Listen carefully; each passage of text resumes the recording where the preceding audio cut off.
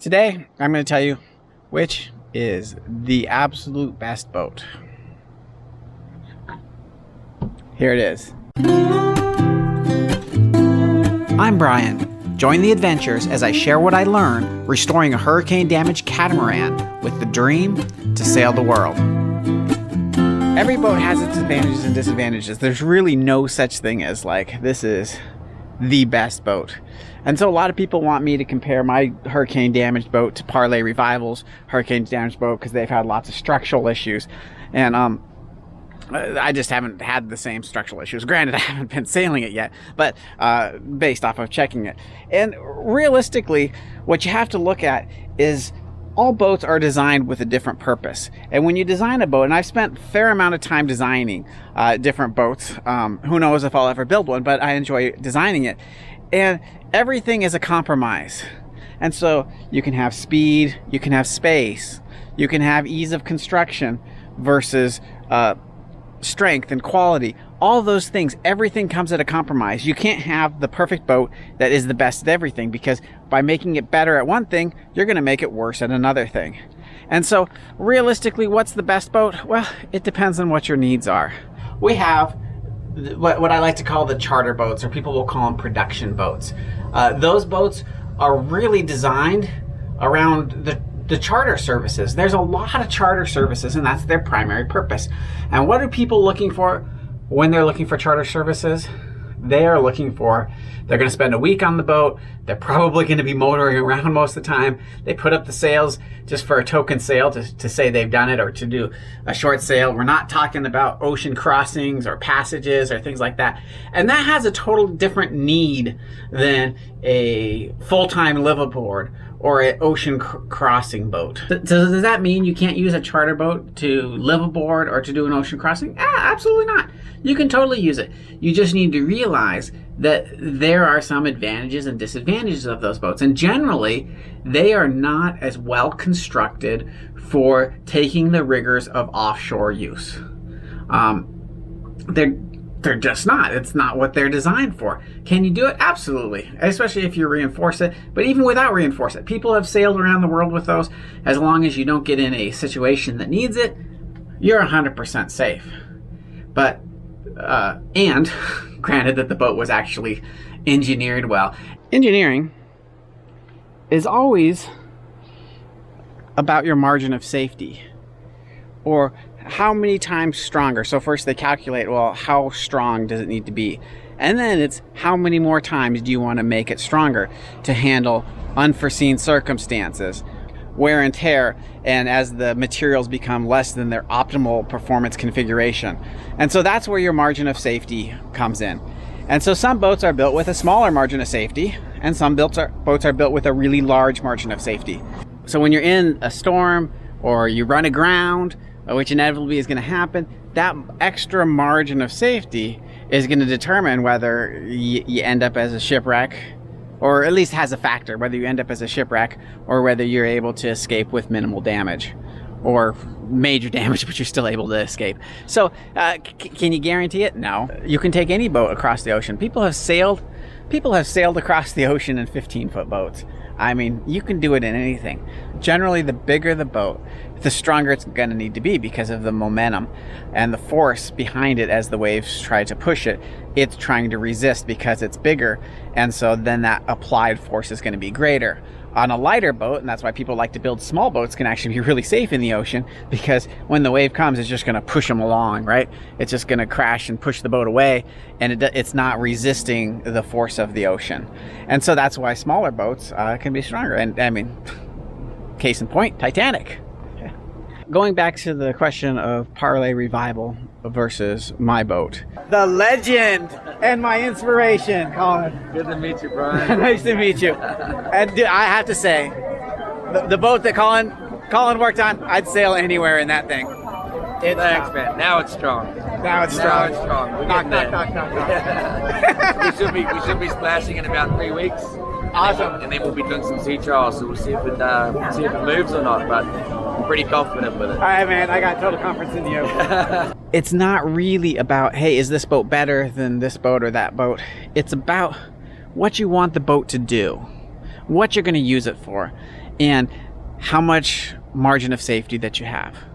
And so a final note on that. Would I sail on Parlay Revival across the ocean? After Colin's been done with it? Absolutely. I have no fear of being on that boat, man. He's fixed that thing up so solid. He's done a great job. The best boat, the absolutely best, is the one that you have. The one that you can take sailing. The one that you can use right now. The spirit of adventure it's more than just the boat you're on. It's a way of life. It's about living your life to the fullest and enjoying whatever opportunity you have. I'm going to just enjoy whatever boat I can get on. Land ho! Yeah, you might notice this video footage is all the way back from October at the boat show. It's been one crazy ride for me lately, and you'll start to see that as this comes out in the video. One thing I would like to really drive home, if you ever attempt a project like this, probably the most important thing that you need to do is think about where you're going to store the boat, because it's going to take longer than you think. And I am just so thankful to be stored in a place where it doesn't really cost me an arm and a leg. So I can take a month off of working on the boat if I need to, and just have it not break the bank. You know, I look at poor Sailing Dauntless, what they're paying and what they're having to do. It's just nuts. And I was actually going to get this video out like a week earlier, but I ended up getting COVID, and you know the new variant is kind of going around, and then to realize that like it's just not a problem as far as slowing down my boat work or having to worry about paying this daily rate where the boat is at now. I still am really anxious to get the boat done. And I do have a tentative launch date that I'll be sharing with you guys in the future. Here I am back in Maryland. And why am I back in Maryland, you might ask? Well, things don't always go as planned. So I left Maryland, but after putting an offer in the house and not knowing if I'd get it or not. And they didn't respond, and they were taking a long time. And so come to find out, they were waiting for another offer. Someone else was interested in the house and had taken a look at it. And so they didn't respond. We just waited, and you know, of course it's nail-biting waiting to find out. And then they did get another offer in, and they called me and they said, we got another offer, put in your best offer. Well, normally, if someone puts an offer in on a house that already has an offer in on it, they're typically going to put in a full price offer, because if they don't put in a full price offer, then they're probably not going to get it. So I'm like, well, okay. And for me, because of the new septic or whatever I'm gonna have to do, I had a certain price in my mind, and that was all I was gonna pay, and that's what I was expecting them to counteroffer me with. So that's what I put in the offer at. I just wrote off the house. I figured, okay, if they have a full price offer, I'll let the other people have it. We figured, okay, well, we're not gonna get it. Let's start looking at other houses. And so I started to do that, and they called like a day later and said, you got the house. They accepted your offer. You know, once you have an accepted offer, it doesn't mean you have the house, right? There's a whole bunch of process you got to go through. You know, all the loans and the inspections and things like that. And I like to do my own inspections on the house. I flew back to Maryland to do the inspection. My daughter, who was thinking about going to University of Maryland, my older daughter, she found she had a friend there, and so she wanted to stop by and see her friend there. And then my youngest daughter, who hadn't seen the house, she wanted to come too. So both my daughters, we get some cheap airline tickets and we fly up. This is the boat that I talked about in my last episode that they got at Airbnb, and I figured, well, that's a perfect place for me to stay while I went for a day to inspect the house. So then in the morning I had to get a car and drive to University of Maryland, a couple hours to where the house is. I did the inspection. Everything was fine on the house. No real worries, crawl space. Okay, I don't know what I'm doing, but I know enough to inspect it what I want, and everything was fine. And so we come back here, and we're staying on the boat, and my oldest daughter wakes me up at 4 a.m. and says, I feel seasick. And we're like, look at this. You don't get seasick here. And she's like, oh. So I'm like, all right, just go sleep in the car. So she goes up and sleeps in the car. And turns out, in the morning, I go check on her. And I mean, she's been offshore sailing in Hawaii. I mean, you don't get seasick here. And so it doesn't make sense. And so I go check her out. I'm like, no, this isn't right. We got to take you to the emergency room. I think you have appendicitis. And so long story short, uh, 6 hours later, she's being operated on for appendicitis, and we're stuck here in Maryland now for 5 days, waiting for her to heal up so that we can fly back. Fortunately, I can't think of a better place to stay. And it's been such a great experience on this boat, because to actually live in the boat that I'm restoring, and see, okay, I like this, or I don't like this, or I'm glad I'm doing this, or this is where I should put the light switches.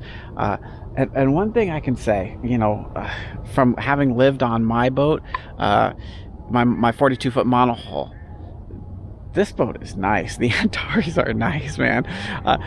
It's a totally different experience. There's so much space, so much room. Everything's laid out so well. So I'm like super excited about getting the boat done after being able to stay on this for a couple nights. But yeah, you'd think everything would be all, fun and games, hanging out on the boat and stuff. But it's rough taking care of my youngest daughter and taking care of my oldest daughter while she's recovering from surgery, while trying to work remote. Yeah, it's tough, but hey, look, this is nice. Even for November, the weather's great. I'm still in a t-shirt during the day. At night, it's freezing cold, but the heater's great on the boat, so it's no problem. With the news that we got the house, it really changes the priorities, because I need to get this boat launched so that I can get it up to Maryland. Stay tuned, because though the project or the videos might not happen as fast as we all want, it's going to happen. I'm not letting COVID or any other obstacle stand in my way. Live your dreams. Till next time, this is Bryan sailing.